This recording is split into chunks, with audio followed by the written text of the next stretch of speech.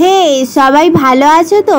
কালকে আমাদের এখান থেকে তারকেশ্বরে যাবে, তাই বাঁক তৈরি করেছে।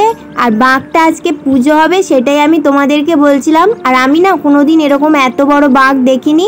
তো চলো তোমাদেরকে দেখাই আর আমিও দেখে আসি। এই যে ওরা আবার লাইট দিয়েছে, প্যান্ডেল করেছে, সন্ধ্যাবেলায় বাঁক পূজা দিয়ে ওরা খিচুড়ি পায়েস আর আলুর দম খাওয়াবে। এই দেখো কত বড় বাঁক, বাঁকের জন্য আবার ভাড়া করে রেখেছে।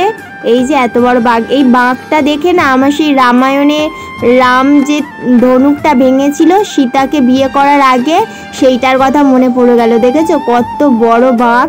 এই বাঁক নিয়ে আমাদের পাড়া থেকে সব ছেলেরা মিলে যাবে তারকেশ্বরে ঠাকুরের মাথায় জল ঢালতে।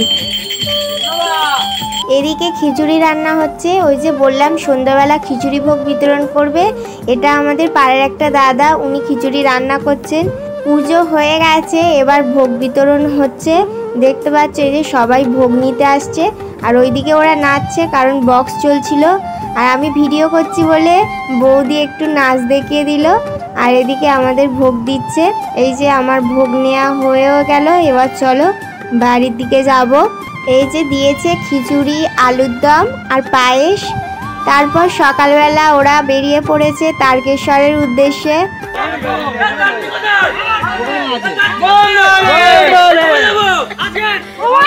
ওরা যাবে বলে একসাথে গিয়ে সব একই জামায় কিনে এনেছে আর পরে যাচ্ছে। দেখুন কত ভালো লাগছে।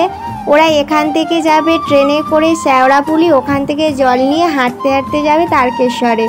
তো চলুন আজকে এই পর্যন্ত, ফের দেখা হবে নতুন কোনো ব্লগে। আমার চ্যানেলে নতুন হয়ে থাকলে চ্যানেলটিকে সাবস্ক্রাইব করে দেবে। আর আজকের মতো টাটা।